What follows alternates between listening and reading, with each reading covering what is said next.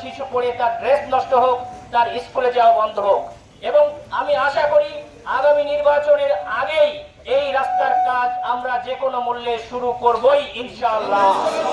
এই এলাকার জনগণ প্রশাসনকে সঙ্গে নিয়ে আগামী নির্বাচনের পরে নয়, নির্বাচনের আগেই আমরা এই কাজ শুরু করব এবং এই কাজের মাধ্যমে আমরা প্রমাণ করতে চাই সৎ লোকের শাসন কতটা প্রয়োজনীয়, সৎ লোকের শাসন কতটা সংসদে জরুরি, আইন প্রণয়নের জন্য জামায়াতে ইসলামী কত প্রয়োজনীয়। অতীতের সকল ভেদাভেদ ভুলে আমরা চাই বিভিন্ন মহল এখনো বিভিন্ন ভাবে এদেশকে চক্রান্ত করে এদেশের সাম্যকে ভিজিয়ে দেওয়ার চেষ্টা করে যাচ্ছে।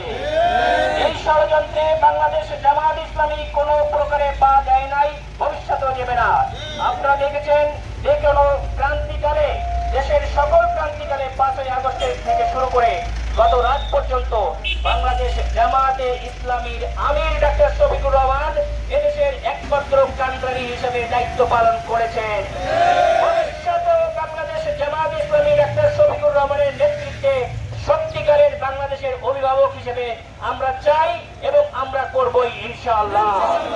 তখন মানুষের সকল অধিকার মানুষের আর কষ্ট করা লাগবে না, সে এদেশের নাগরিক, তার অধিকার সে ফিরে পাবে। সানবিট সব দিবে সামাল। সানবিট ম্যাজিক প্রেস ডিশওয়াশিং এর মাথা ঘোরানো সলিউশন।